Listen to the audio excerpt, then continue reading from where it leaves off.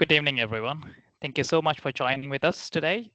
So today's topic will be bridging innovation and compliance, data privacy and security in the age of emerging tech. So as emerging technologies refine how we live and work, data privacy and security are being reimagined across the regions. While innovation moves globally, regulations remains local, shaped by cultural values, political priorities, and social expectations. This session explores how the next-gen tech ecosystem is challenging traditional compliance models. So today, our guest speaker will be Onur Korucu. So she's the managing partner, non-executive director, and an advisory board member. And let me give a bit of a brief about Onur.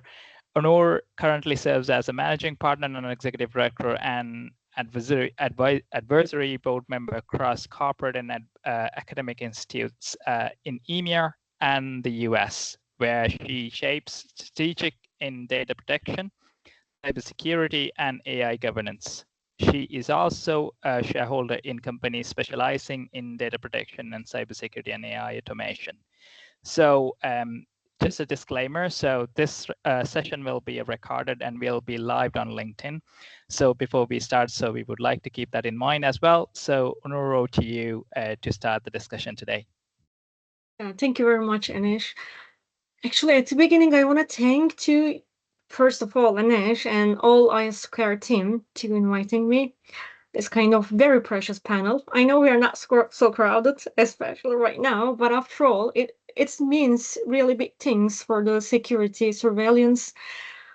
Before we start, we just talking about there are lots of different communities like IAPP, ISACA, and ISC2 one of them, and especially in security area, we generally not spoiling too much about communities. So that is why I just want to say that when I started my career in cybersecurity, I knew that all these certifications from ISC2 is very valuable for our career, and that is why I want to say something good about ISC2. I think we need to make bigger security communities in Ireland. I think Ireland needs that. So let me introduce myself briefly as a casual version. I started my career in KPMG, PwC, so that is why I'm coming from professional services companies. Then I joined Grant Thornton. I managed their cybersecurity and privacy teams, right? And then Microsoft. I'm still working with Microsoft, but after Microsoft career, I'm shareholder of 6 different companies right now, all of them basically working in AI, data privacy, and automation area. So that is why today I will try to share with you some corporate vision, but plus that from startup scale-ups visions too. So maybe I can say that I've got double major from engineer. As an engineer and lawyer, I'm here. So I will try to share some different law background from legislative perspective. As a lawyer, I've got 2 different hands. I will try to switch all of them. And Anish, do you want to ask the first question? Maybe we can walk like this because I want to make it casual and our audience, if they want to ask any questions, please jump on the conversation. We can give answer. I think make it interactive is the best way, especially in this kind of AI era. It's not just lecturing. It's really important to sharing idea and after all, filtering for the best decision. So let's make it casual. Absolutely, I can see our attendees are in different places. Among the attendees, I can see Suchet Christie is also there. So he's one of the speakers for ISC2 Ireland Chapter last time, and he was the president for ISC2 Colombo Chapter for a good few years, and then now he's holding a position in ISC2 APAC region as well. Sujit, would you like to join for the conversation as well? I've already unmute you, and your camera is also up. You can jump into the conversation anytime. You're already welcome. Sure, I'd love to do that wherever necessary, but I'll let Onur to lead the conversation. Absolutely.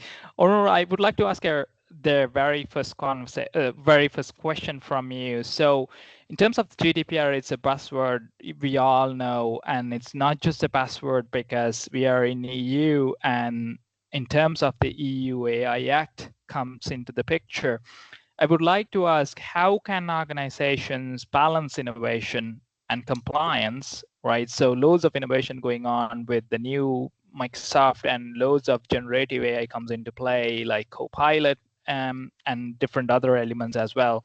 So how this innovation and compliance being, how do you balance this off, right? And then what's the right composition in this especially evolving era in the EU AI Act? Yeah, and I think it's really a complex and strong question right now, because nowadays we're just talking about what kind of different AI frameworks we will use, what kind of different approaches we will follow, and especially in different continents, what kind of priorities we've got. So maybe we can start from there. You know that last year they put in force EU AI Act, and one is the most popular one around the world. But after all, at the end of last year and at the beginning of this year, from different kind of presidential acts from US affects so badly. Maybe you remember, I think it's a good memory for us to maybe follow up the real things, because from JD Wayne, when gave us a speech in Paris AI Summit, they talked about democratization and liability, because today the biggest dilemma is liability. And suddenly, very slow organization of commissioner parts in EU take back the liability directive. So it's a perfect example of the legal drama around the world right now, because in today you can see that the new presidential model from US putting in different approaches, and China just published total brand new approaches, and EU we just published some new directives and just trying to give backgrounds how beneficial we can use, especially these risk management models, and neutralize our software designs. So there are totally different kind of approaches around the world. But the thing is, the most important idea in the middle of the issues, innovation, because we generally trying to support innovation, but legislation just trying to manage and control it. So can we call that balance? I don't know, because I don't believe in balance. You can see lots of that kind of fancy wording and titles in different panels, in events. They generally putting balance legislations and innovations. I am so sorry about that, but it's not a balance. In the politics or in the geopolitical financial issues, we generally understanding issues, what is beneficial, what is unbeneficial. So we are not talking about beneficial things right now. If we are talking about innovation, it's just about understanding the governments, the people, the country's priorities, and what kind of priorities forces them to creating their approaches. So it is total different kind of effects in EU, in US, in China, and maybe in other ones. But I'm not talking about in other ones right now, because the big player on the stage right now, China and US, we are calling them technology maker, because they are create the systems, and maybe that one is the most important area. You remember DeepSeek. When we talk about DeepSeek at the beginning of this year, we just trying to highlight why this chip and the creating that kind of chip lines is really important. Because like Microsoft, like Meta, like Google, that kind of technology giant companies generally using their efficient chips to create any applications, any software models with AI empowered. That is why the startups and scale-ups generally struggling that point. When you're trying to enhance or create any models, it's not so visible to create if you don't have that kind of efficient chips area. What does it mean? It means that if you don't have enough technology surveillance, even you have a perfect idea, you cannot create a proper a trustworthy, a responsible AI on your own. That is why they are creating a new game. And in this game, we just trying to understand what is our priority. Is it human rights or trust? Or is it the financial and beneficial things for innovation? Maybe this is the biggest dilemma right now. As a lawyer, of course, as an EU lawyer, maybe we can say that, we always trying to support human rights, because when it comes to AI responsibility, that we just trying to emphasize everything like GDPR said. Transparency, accountability, and protecting fundamental rights. It's the main issues for us. But if you ask US guys right now, this is not working like that. They've got total different kind of trigger systems. So that is why we are not in the same page. And I believe in that.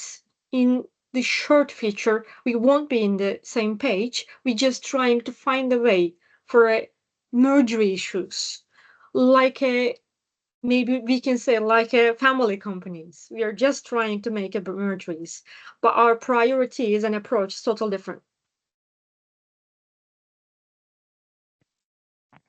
So Anish, maybe, yeah, please go on. Yeah, no, thank you so much for that holistic approach and explaining that whole dilemma to us. Kevin, do you want to go next? I see your hand is up. Yeah, thanks.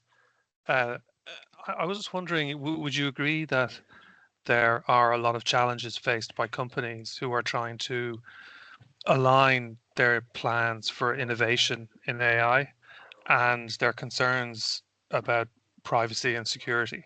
What kind of problems does that create, and how could they overcome them? Kevin, actually, I totally agree with you, because if I need to give some examples from corporate, and again, I'm saying the mid-size, small-size companies, GDPR is a good point, as you mentioned that, because there are lots of shared common GDPR and EU AI Act share common ground. As I mentioned that risk, emphasize risk, transparency, accountability, fundamental rights. Maybe we can say accountability too, in that the major point in here. We've got lots of this kind of components, but we call it responsible AI, and it's, yeah, privacy part or compliance part is very critical, but not the whole picture. The EU AI Act addresses many broader aspects, such as algorithm fairness, robustness, traceability, and human oversight. So thinking we've covered privacy, we've covered compliance, so we've covered responsible AI is frankly so a form of self-deception, we can say. So let's talk about, for example, an example like the Kisscam AI incidents, where models identified people in public spaces without consent for entertainment or commercial use. This wasn't a privacy issue. It was about consent, dignity, and cultural sensitivity and misuse of biometric surveillance. So it's a perfect example. For example, when they just published this EU Act, they just try to summarize everything about risk management, and lots of my lawyer friends thought that, oh, risk management is a new thing and we will achieve something with that. You know what? All of us, this is a square panel, so AI governance is very, very, legendary things for us. We knew everything about risk management. We knew everything about how we can maybe identify the perfect KRI for our software systems. But AI is not like that. So that is why I'm saying this is not easy to manage that kind of compliance things on our hands. So in the future, we are discussing right now, I am one of the advisors for Commission, DPC Commission. So we generally trying to share what kind of struggling points in our sector. So they're just trying to prepare new directives for different sectors. For example, in technology sector, our problem is totally different. But if we're talking about health sector, for example, their priorities, their struggling points, their needs of data, bunch of data, the size of data, we can say, it's totally different. So of course, AI is a major problem right now in all of different sectors. And another point, if you have time to check new GPIA things, they just say it's a volunteer systems. If you want to do that in your companies, you can join. So you know what? We tried it before in different cybersecurity models. For example, they just try to search and understand our cybersecurity environment if companies can be informed that kind of commissioner or policymaker part voluntarily. But you know what? At the end of the day, some of the companies always trying to inform about their vulnerabilities, about their threat environments, but lots of them just make the silence mode. So after that, you cannot collect the right data to understand what is going on in your country or in your continent. So I don't believe in volunteer kind of directives. It is so obvious that with this kind of not strict directives, Grok is a perfect example. There are lots of very open, very badly incompliant, untrust parts in Grok. But suddenly, Elon Musk just mentioned that they want to create some Grok for the child version. Oh my God, in Dublin, in Ireland, every day we are just talking about the children's rights, and without that kind of knowledge, even in the adulthood systems, we cannot manage AI trust and responsible issues. How we can manage for the minor people? So the sectors and the compliance model is not ready for that. But the biggest dilemma, especially legal parts, they thought that EU AI Act is an innovation. No, AI is an innovation. So lawmakers just try to understand the real fundamentals of AI. And after understanding these real fundamentals, they are just putting different rules to manage, control, or filter or oversight the risks. But again, another problem after all, today you can describe, for example, maybe I can say kind of things because I am working in one of the tech giants. You know what? How much risks we've got right now when we just try to describe one of the AI systems. For example, one software. 3 billion kind of risks we generally trying to identify. How can we manage that kind of very basic risk management models for 3-5 billion kind of risks at the same time? It's unpredictable. So that is why if we want to manage AI, if we want to manage and understand AI risks, we need AI solution too. So Kevin, my answer is yes, they've got very big kind of problems. But the thing is, the small size and middle size kind of companies got biggest problem if we compare with the other ones, because Microsoft, Meta, Google, they're always trying to give the reflection of their work when another part just trying to create the laws and the legislations. They just try to enhance everything for their benefits. But medium size or small size companies cannot do that. We generally just giving that kind of ups point like that. Oh, they are so agile. If you want to change something, it's so easy to change them. You know what? It's not so easy to change anything, because in this era, if you want to use AI in your systems, it means that seconds, in moments, everything is changing. And software development, yes, important. But as I mentioned, even you got the top of the notch kind of software developers in your company, if you don't have efficient model, surveillance model, like with the creating with the perfect chips, you cannot create a perfect AI systems, and you cannot use this compliance model in that. So it is a really big problem right now, not just for Ireland, not just for Europe.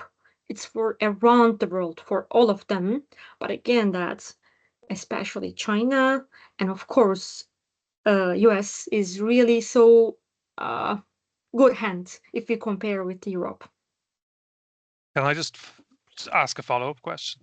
I was just, from what you just said, I was wondering if there are any practical steps that tech leaders can take to ensure that they responsibly adopt AI without slowing down innovation. Without slowing down innovation, how we can do that? In EU, we cannot do that because in EU, with our compliance model, we are just slowing down innovation. It's so obvious that. But you know what? At the beginning of all this conversation, maybe 2 years ago and something, I always trying to mention that I'm always supporting innovation. You cannot stop it. We shouldn't stop it. Again, I am saying we shouldn't stop that. But without real compliance models, it's really so dangerous. So my advice for companies, first of all, to understand what kind of AI user you are. For example, are you creator? Are you end user? Are you distributor? Or are you just empowered your systems with AI? It is important, the difference. Because in Microsoft, for example, we are selling lots of co-pilots in different companies, and we always trying to highlight it. It's not pilot, it's co-pilot. So just try to understand the difference between it. Because if you put kind of AI models on the driver code seat, it means that you cannot manage your risks on your own.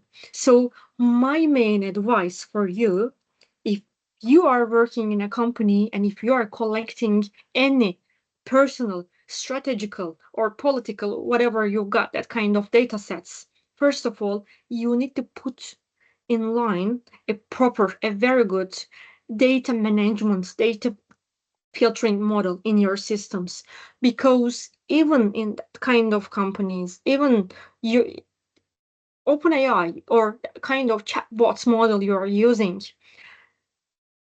generally we are just sending to you some consents, and in that consents they're just trying to give to you some information and take back to permission from you. So even if not personal data or something, we always profiling you. We're profiling your company. We're profiling your sector. So that is why these systems always train it themselves and just enhance that. So please put a proper data management, data governance model in your companies. After that, if you don't put a proper model before, or if you want to use the AI systems badly in your HR systems, in your whatever the software, which ones can touch the personal data, it means that tomorrow you cannot understand what kind of data breaches you got, what kind of profiling things they just stolen from you. So from my perspective, data governance or understanding the data on your hands, it's the major point. Another point is, if you want to use efficient models, integration is important, because generally companies, if they don't have an AI experts or professionals in their companies, they generally trying to integrate all different systems with the one thresholds. But it's not working like that. We just trying to separate it like network systems, because it's black box systems. Black box systems in there, of course, Microsoft or that kind of companies like it, because you can collect lots of very huge amount of data at the same time if they integrate the system with just one port. The traffic is just going the same way, and it's not so easy to filter everything. So you can collect all that kind of data, but understanding the isolation is important. So I think getting one AI expert to understand how they can classify it and isolate their software packages, it's another point. And my third advice is, if you will use AI agents, because AI agent means that you are putting one AI performer instead of one worker or employees, whatever.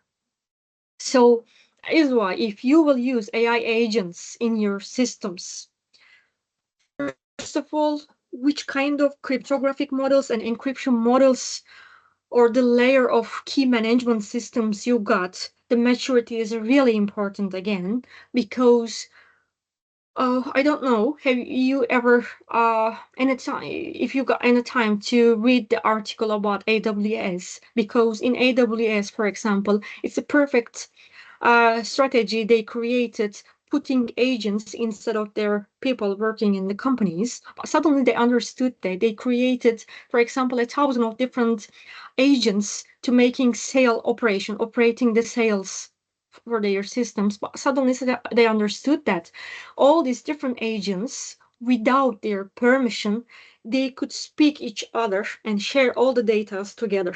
So after all, they just try to put in other agents to separate the systems. So it's a perfect example. Because when you create agents in your company without your permission, these AI agents can speak properly, best maturity models they can use, and they are sharing the data. So that is why I am saying what kind of key management models you have and what kind of maturity you got in your cryptographic models, it's another perfect area. So maybe I can say as an advice to companies, create a proper data management or data governance model in your company. And if you don't have any technology, please put in something and filter your data, understand your classification. And the second one, the isolation. Don't put all your systems and trigger with the just one AI systems to enhance model, the isolation. And the third one is the cryptographic models and the key management systems from my perspective.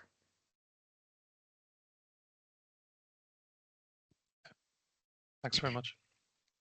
Thank you so much, Onur. Who wants to go next? Okay, I'll give it a shot. Very interesting thoughts.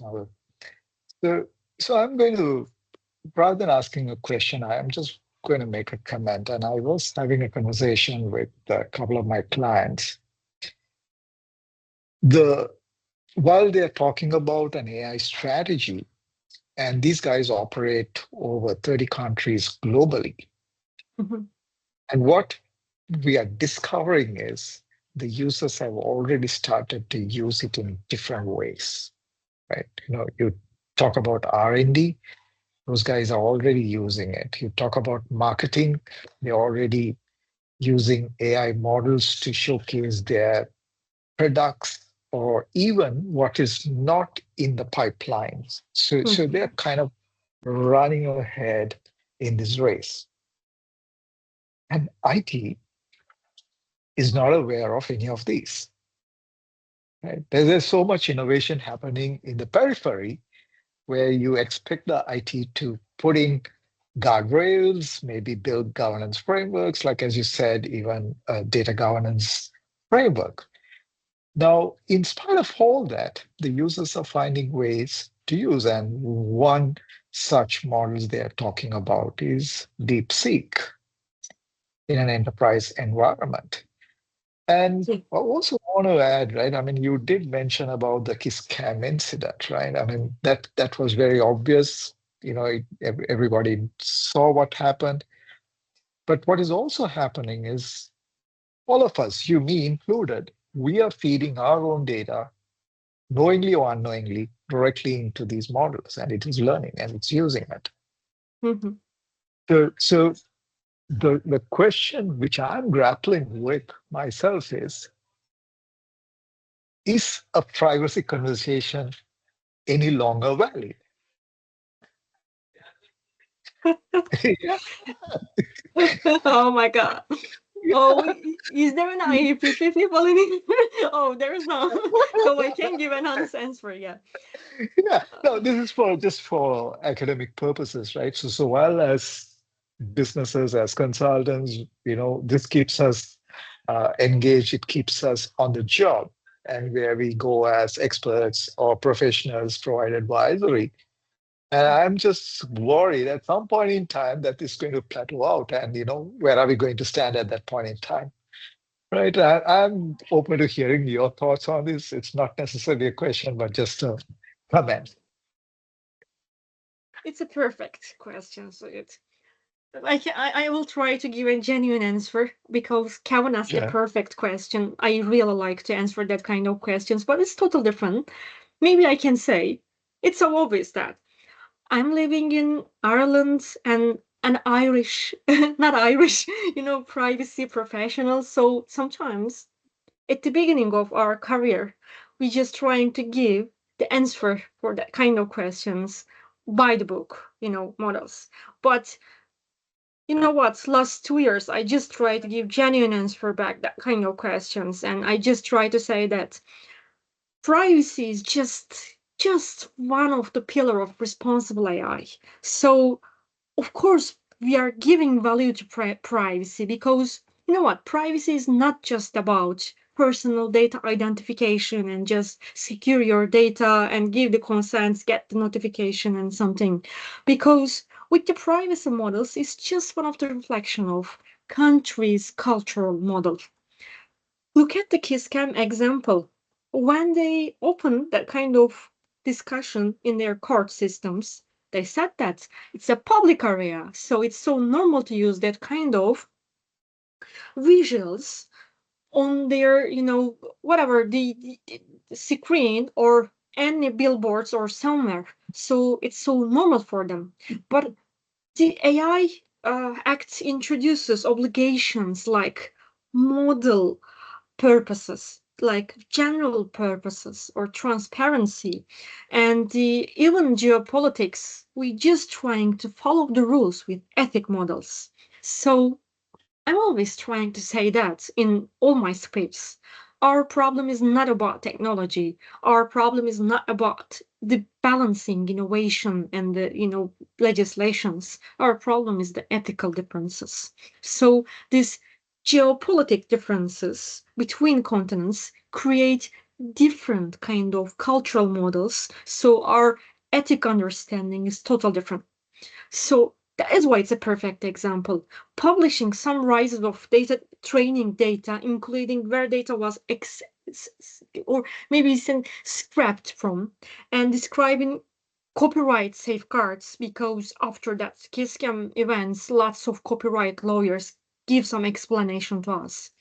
And of course, we are just saying that it's a perfect example because it causes biggest problem than itself. That is why we are saying it's a perfect example. But think about that. Sometimes we are just smiling on that kind of videography kind of things or the photograph or the something, but they're collecting all that data. They're just collecting your faces. They're just collecting your biometric data with this way. So how can we say to anyone, yes, your privacy is under control. Yes, we are living in a so strong privacy environment. I am so sorry we cannot say that.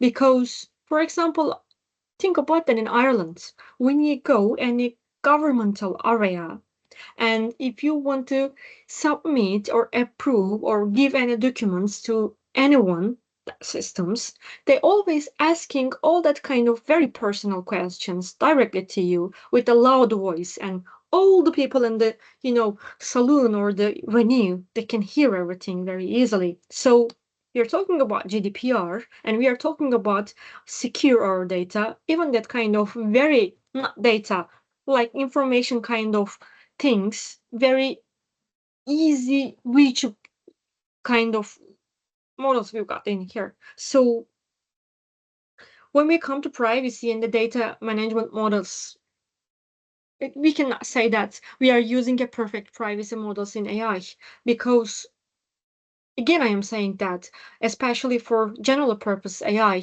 the GPT-4 or Gemini model, they're just using this responsibility trickles down. If a model card says not suitable for legal advice and you use it in a legal product, you may still be liable under broader AI law, EU law, maybe we can say. So that is why globally, if you look at the globally, the regulatory fragment has become totally different. So we cannot say that privacy is very proper and we are using it perfectly. We cannot say that. We're just talking about to understand in AI governance and in data governance model, what kind of personal data we've got. But if you turn your face to software development part, in privacy, we generally calling that pseudonymization or anonymization. It means that they are filtering your name kind of personal data, but again, they can use your very own data for marketing, for understanding the profile. So ask any questions to your ChatGPT, for example. Not in the same prompt, it can give back to answer even, oh, your wife, your husband, your child doing that kind of things. So that is why I'm giving back to you this advice, this answer. You can watch that movie, you can taste this one. So it's so obvious that they are collecting, they can see, they can understand. You know what? From privacy perspective, lately I'm not using any backgrounds when I am speaking because the kind of AI systems, for example, in Microsoft, they generally collecting that kind of information. For example, what kind of books you are reading, what kind of comics you are watching, what kind of merchandises you got, what kind of, the sports game you like or something. So even without your permission, without your consent, with the visuals, with the sounds, with that kind of effects, they can collect your data and understand what kind of environment you are living, which country is so tend to support what kind of sports game. It means that these AI systems learning itself without or waiting to understand what kind of data you want to feed it. So yes, privacy is important. We cannot sacrifice privacy for innovation, but at the end of the day, it's just one aspect and not so easy to say we are totally secure, we are totally putting right rules for privacy. So lots of my lawyer friends generally trying to give the background stories, but you know what? The biggest difference between it AI or that kind of emerging technologies, maybe after 5 years, we will see something better than AI. I have no idea. But the thing is, these are technologies, and the real fundamentals of technologies coming from the technical background. Without understanding this software level fundamentals of AI, putting the rules or understanding the privacy kind of things just on the surface level of things, not the deep down. So, from my perspective, these are the main reason our EU AI Act kind of legislations is not enough or proper or mature enough to manage systems. So, what I'm expecting from rule maker, the lawmaker part, they need to use or they need to put lots of engineers when they're creating that kind of rules and the policymakers or whatever. And they need to hear some young people, not the old people, because the visions, understanding, and the reflex is different and it's just changing every day. So is why privacy, yes, a very strong, very important aspect of trust and trustworthy AI, but it's not everything. Perfect, Thank Onur. you. Thank you so much Hard for that question. response. Yeah. So just a follow-up point on that, right? I mean, while there's so many nuances to this conversation, we are actually chasing a moving target, right? I mean, as you rightly said, I mean, there could be something which will become better maybe in years to come. Time will only say. But with all this geopolitics and with every country trying to draft their laws, are we getting into silos? And would that become a deterrent for even innovation? There might be a good product which may be innovated in Ireland and somebody creates a more restrictive law which probably cannot be used there, right? I mean, those are just thoughts. I mean, I just want to, leave with everyone and you for us to gel this over the weekend, I guess. Show it to you. Yeah, yeah. Thank, It's true. thank Yeah, you so you much, have Sajid. Yeah, thank you very much. Yeah, you're right. You're right. Everything turning around right now, the politics. We cannot just say it's technical things or privacy or legislations. As we mentioned that balancing between innovation with compliance, expanding a framework, and innovation isn't about velocity. The velocity, it's about the direction, we can say. They Absolutely. generally following away and think about that. I think the greatest answer is like that.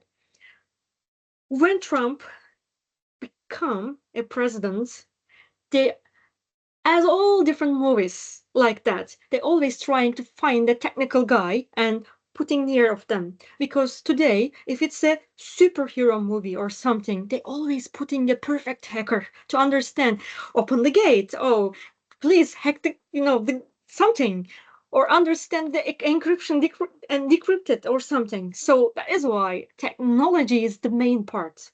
But in the politic ways, for example, in that tech companies, if you are sitting on a VP or a good position, as I mean, we generally trying to understanding the next 5 years. So what will come from the financial way? What is our benefits? What kind of priority in the country's politics? And then, okay, technology is a supporter for us. Use it in that way, put the rules like this way. If we can follow, it's perfect. If we cannot follow, we will talk about that. We will hear about the claims. So it's generally happening like that. Absolutely. That's right. Thank you so much. Yeah, thank you very much. All right, it's getting interesting. I think it's a nice, interesting hot topic that we are discussing right now. I think we do have a hand up again. Over to you, sir. Hi, I don't have background filter on it, but I will in future. So I was paranoid enough about my phone listening and targeted marketing. Now I'm going to get targeted marketing on Teams as well. Fantastic. I look forward to that. AI is so new, right? And this is a micro level rather than a macro level thing. So it's so new, there's a real fear of businesses missing out. So the approach is not like something like SharePoint or Outlook, where we decided to deploy Outlook and we gave everybody Outlook and we gave them rules and this and that, and this is how to use email. People weren't using all the different email accounts to send business mails, or we were in the 2000s, but not anymore. With AI, there's so many different engines, so many different models, like Grammarly. At my organization, we're multinational. So we were using, the Indian team were using Grammarly because English isn't their first language. And in pharma, it's really important to make sure that people understand the content of your emails. But reading the terms and conditions, it says that any email you type becomes their property and it goes into a learning model. So, as an IT function, a cybersecurity function, we read the terms and conditions, we find that out and we go, guys, stop doing that, and we block that. And so as cybersecurity professionals, we're struggling to keep up with the new innovation and the changes. So legal frameworks are never going to keep up because they take years to kind of pass a law.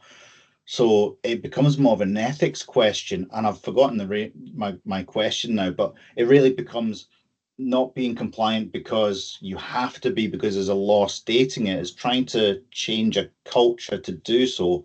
But if Ireland comes up with a brand new AI model that's really honest and does the right thing, and somebody tweaks it to do something evil but can make millions of dollars more, they're going to do it. So how, as cybersecurity professionals, how do we help the scenario? Oh, Ian, it's another very hard question.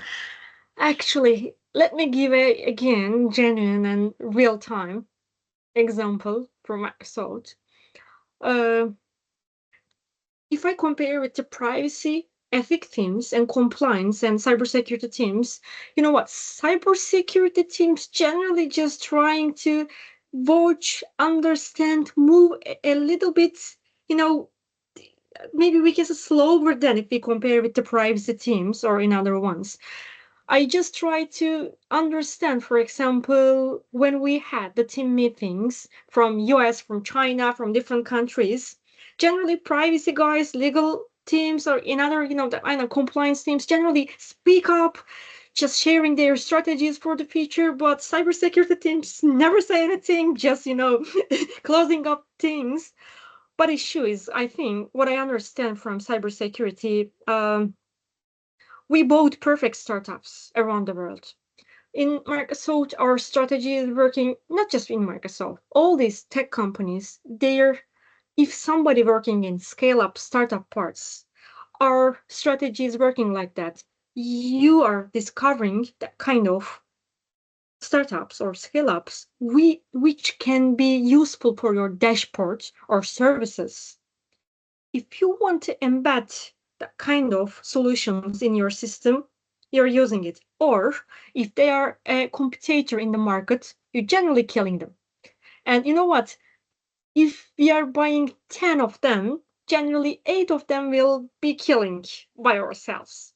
So, especially in cybersecurity area, we bought perfect solutions. You mentioned, for example, Grammarly. You know what? After these cybersecurity movements in EU AI Act and US Act, they put one plus direction about linguistic models because around the world, lots of enhancements, not native English, lots of different countries, people just trying to enhance AI models. But suddenly they understood that the problem is the linguistic differences between them. So in AI, they just try to enhance it and put in a different article as an enhancement direction. So they published it.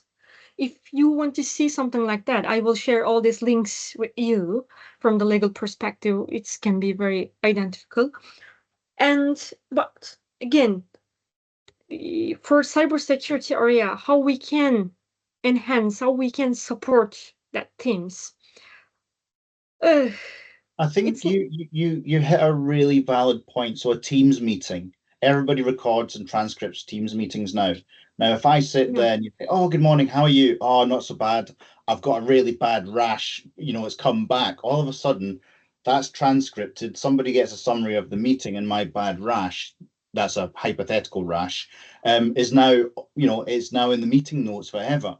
And that's medical information about me being captured and documented by AI. It's mind blowing. Absolutely. I just want to jump in there as well. So I think there's a little bit of an ethical consideration as well as part of the responsibility in terms of the responsibility metrics or matrices in the AI model. So since we've seen like AI been evolving since 1945, where the Alan Turing found out the intelligent machine and to break out the code of the Second World War. So that's the history behind that. But then from that time, so it got evolved, right? So just a thought on how we are building supervised models and semi-supervised models and what train data sets and test data set that we are using. We as the developers or we as cybersecurity professionals have a duty to put some guardrails into it. All right, lads, this has to be the way that we are proposing, and then there has to be the way it has to be embedded in our DNA as professionals or as developers or some sort of a profession which we are building on this AI. And another thought will be, all right, let's take an example of the atomic particles, right? So we can use the same hydrogen atom or a different atom probably to generate electricity. And in a different part of the world, it can destroy millions of people as well, developing a bomb and then putting it to someone else. So it's not about the technology piece, I would say. It's about how we use that technology. Either you want to disrupt someone or either you want to construct someone. Just a thought, that's all.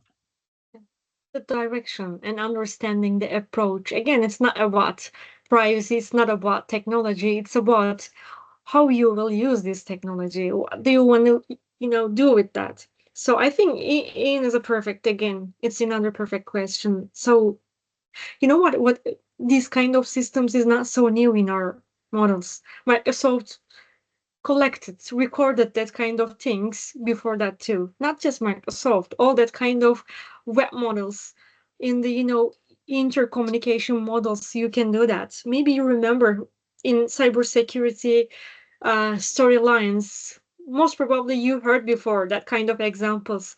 One company, they've got the meeting room, they are just, using that kind of webcams, and suddenly another one jump on that webcam cameras, suddenly somebody is appear on that screen. Maybe you remember that kind of stories from them, because we generally using very, very bad encryption models, and it's like just VPN. Think about that kind of just one layer. So jumping in that kind of things and hacking that kind of tools is one of the easiest. If you just trying to ping all different ports, and if you can catch one of them, it means that, okay, well, I am in one meeting, we can collect all different kind of information. So very old-fashioned way. So think about that. Even we couldn't properly solve that kind of very basic security problems, but in this AI era, they just, multiplied everything onto it. So not easy to solve, but maybe we can say, because I know our time is just, finishing most probably, so maybe we can say, we didn't say anything about that. This by design, security by design, privacy by design kind of things is really important. When that kind of, if there is any very strict legislations on our hands, that kind of companies have to use when they design that kind of recording, understanding, profiling models, they need to embed security or privacy by design models or ethical by design into it. Of course, we're just saying hopefully, because again, EU is not technology maker, we are lawmaker. US and China right now is the technology maker, so that is why we've got really big fight between us. Hopefully we can defend this ethical side in the future. I really hope that, because if this liability directive overtake is one of the bad examples, and we will always remember that bad examples in the history of the AI. Hopefully we won't got that kind of examples, because we don't want to sacrifice security, privacy, or ethic, with the or the opposite of the innovation. They need to be collaborate. They need to work together, because without trust, without trustworthy AI, it means nothing.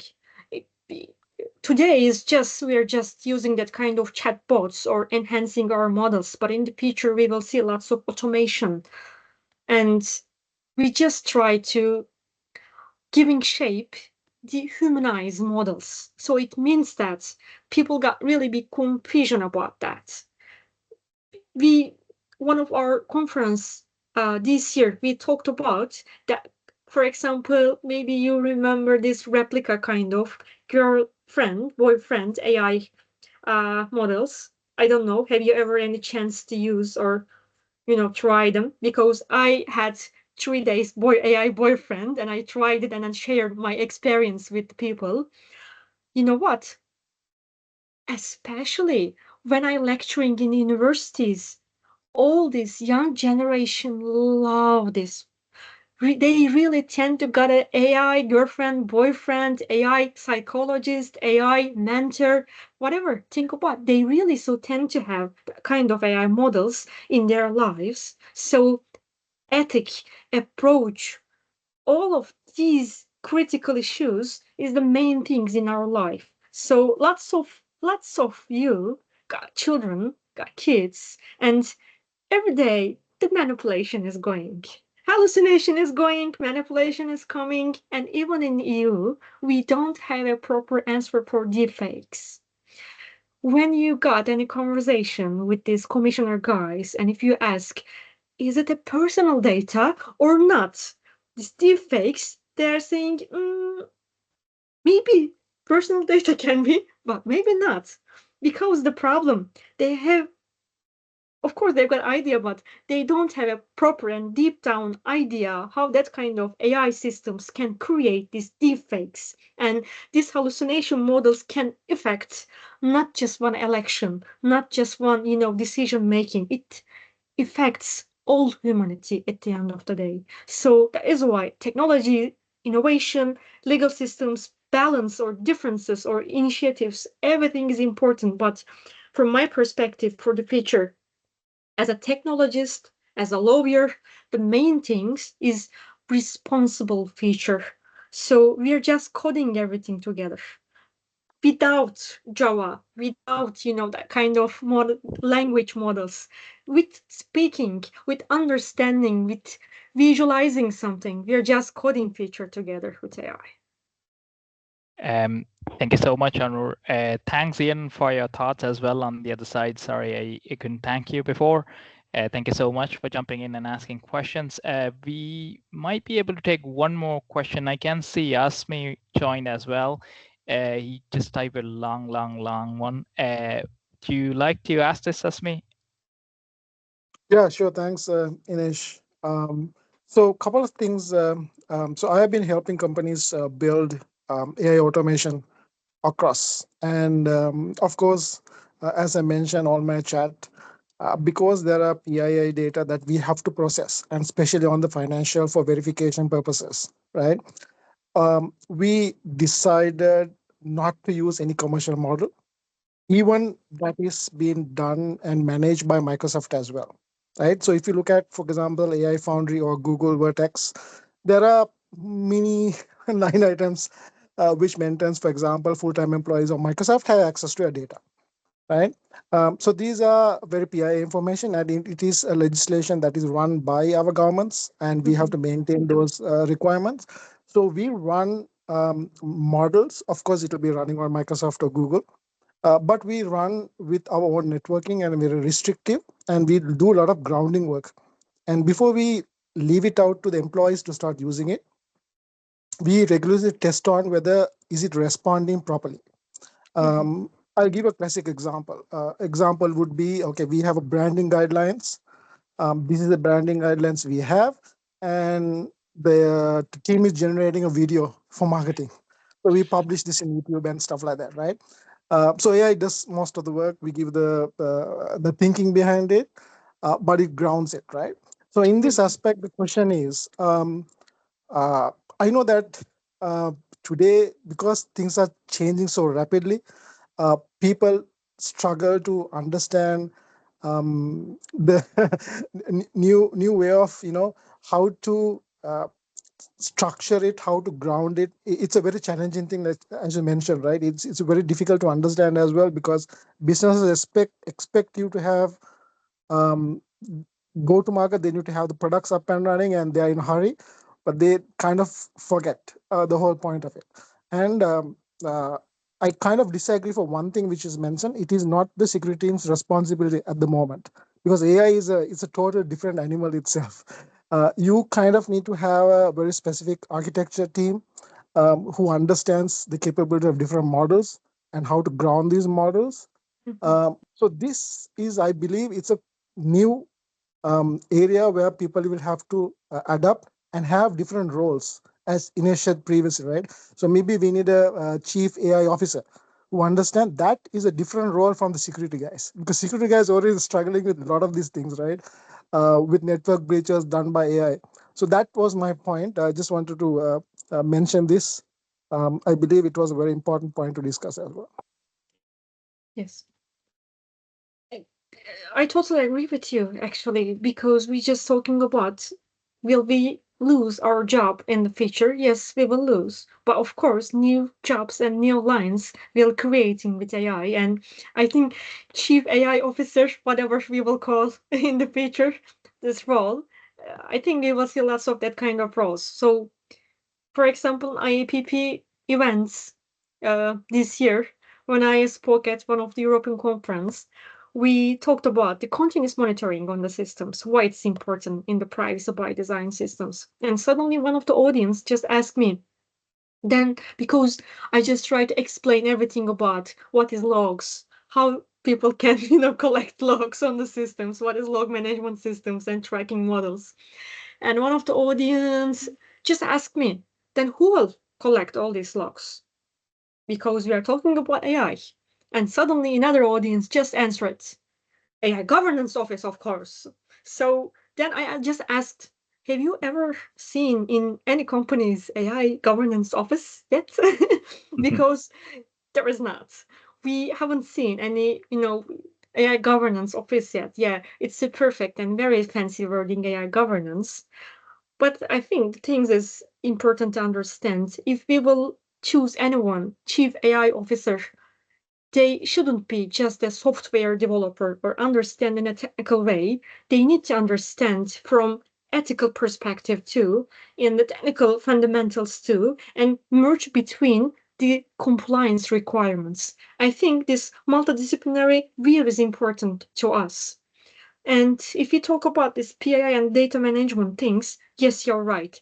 Because if I compare with in 5 years ago or 6 years ago, in that kind of tech companies or big size of companies, they didn't have any privacy engineering teams mainly. But right now, you can see a proper privacy engineering teams, which teams are trying to bridge between legal team and the security team or software team. It is important to make this translation between them because after all, privacy teams generally mention about, yes, we need to keep our data in a secure way. That, which secure way you are talking about? In a homomorphic model, or do you have any, cryptographic models in your mind? No, just secure it. So security teams just if you give all the information or the data to them, they're just making full data encryption. No, don't do that. Make a classification. So because it's a big misunderstanding between them. So privacy engineering team is really so important to make as a bridge between them. So maybe I can say after AI, I really see lots of privacy engineering team in kind of big tech companies. Maybe it's enhancing models for them right now, but I believe in that in future we will see lots of very big AI governance, whatever we will, AI security or AI integrator. We will see that kind of teams. So that is why when we got any conversation with the university, I always trying to mention that kind of new roles, prompt engineering, security prompts, whatever. Find that kind of very featureable jobs area to you, not just IT governance, not just privacy. Privacy is privacy. You know what? Most probably in the future, AI will create some very fundamentals, very efficient tools to manage privacy, and they will solve lots of problems. Of course, we will need some lawyers too, but you don't need so much, GDPR ladies is coming together and just giving to you consents and, giving the notification to the old people. It's not working like that. So that is why features on the door right now. We need to be ready for that. I think AI will change not just privacy, not just security. It's just changing all the business environment right now. So just find you a safe zone. Then after all, we can lose everything in our job. Yeah, no, absolutely, Onur. I think to keep a thought on the closing remarks, even so, I would say AI is here. It's there right now, and then it's ever evolving. We shouldn't be complaining to AI. We should be adapted to AI, and then we should use it to the maximum potential in the right manner that we can enhance our skills and enhance our potentials and run faster. So I think that should be the way our key take from this whole conversation should be, and we should be using it in ethical way, as we all have a big responsibility in our hands in terms of the privacy profession or whatever profession you are playing at this point in time or practicing at this point in time. You can be a doctor, surgeon, or a developer, or any other profession. You do all have a responsibility in your hands to use it in a proper way. Yeah. So any closing thoughts, anyone? Final one. I know we are over 11 minutes. You're on mute, Sujit. closing thoughts. I mean, how much time do you have? No, I'm just kidding. Let you guys go. I think we already over 11 minutes right now, so we would like to close it off. So just to reiterate, so this session is a live session, and then the recording will be on our YouTube channel. So if you want to listen to this webinar again, so feel free to use this as a reading material or your bedtime material if you want to have a look a little bit more about the privacy. I don't think someone is dreaming about privacy, or maybe. So if you are, so just have a look on this one. So having said that, so thank you so much, Onur. I know Cliff is not here today, so but on behalf of Cliff and the whole team, so I would like to take this opportunity to thank you so much for accepting this invite and then coming into our platform to present on behalf of ISC2 Ireland Chapter. And thank you so much, and we will connect you again and again in future as well. And everyone on the audience, thank you so much for joining today with us. And Thanks, guys. Have a good evening and good night. Good night, everyone. Thanks very much. Thank you very much. Yeah, goodbye. Thank you.